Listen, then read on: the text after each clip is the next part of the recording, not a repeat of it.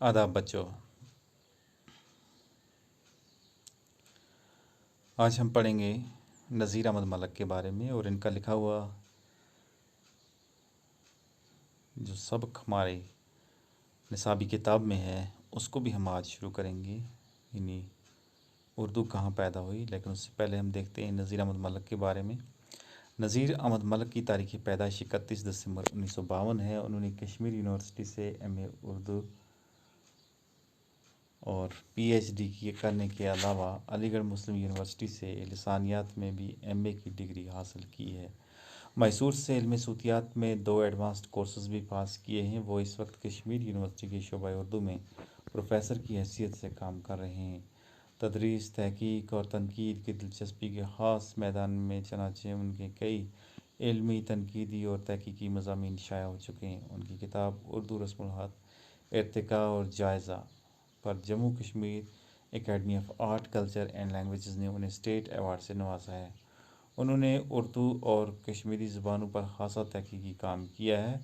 उन्हें तहकीकी काम के लिए वर्कशॉपों और मुज़ाकरों में भी शिरकत की है। वो कौमी काउंसिल बराए फ़रोग़ उर्दू ज़बान नई दिल्ली और national book trust of India नई दिल्ली के मेंबर भी रह चुके हैं।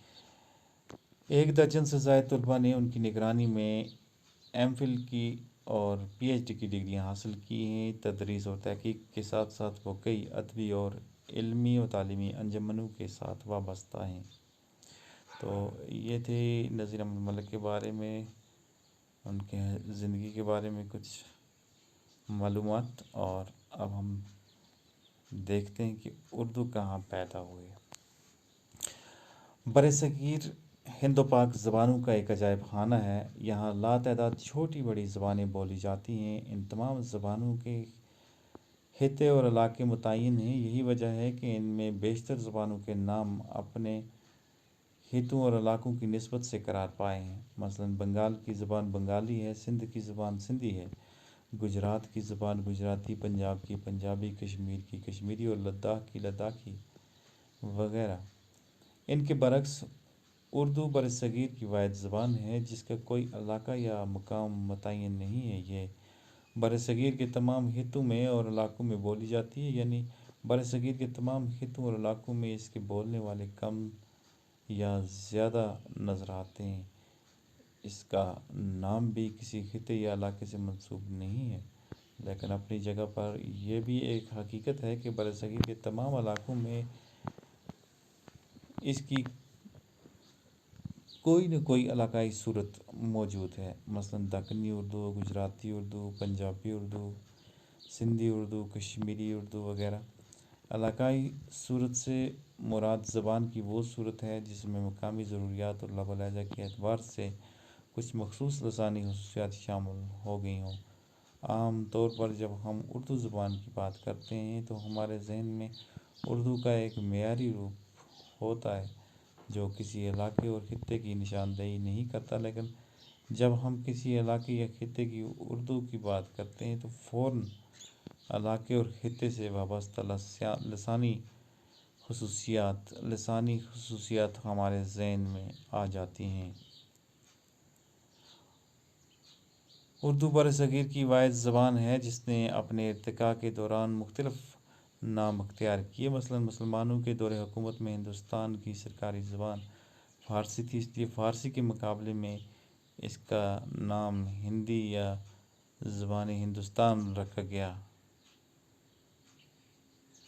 जाफ़र ज़टली जो ऐद औरंगज़ेब के एक अहम तंज़ नगार शायर गुज़रे हैं ने इसे हिंदी का नाम दिया है, जबकि मुला वजही दक्कन के कुतुब शाही दौर के एक अहम शायर और नसर निगार ने अपनी किताब सबरस में इसको हिंदी के साथ ज़बान हिंदुस्तान भी कहा है। अहले दक्कन ने इसको दक्कनी और अहले गुजरात ने इसे को कजरी या बोली गुजरात कहा है।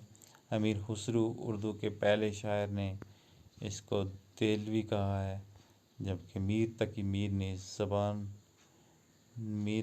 ने इसे ज़बान زبان اردو معلّہ کے نام سے یاد کیا ہے۔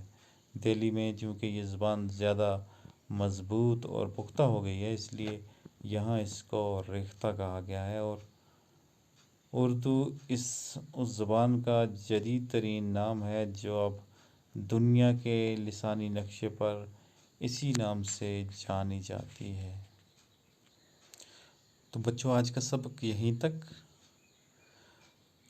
کل ہم اسی سبق کو آگے جو رہ گیا وہ پڑھیں گے، لیکن آپ سے استدعا ہے کہ آپ نے جو آج دیکھا اسے دوبارہ سے ریوائز کریں، اس کو دوبارہ سے پڑھیں، تعلیم دیں، اور ویڈیو کو شروع سے آخر تک دیکھیں۔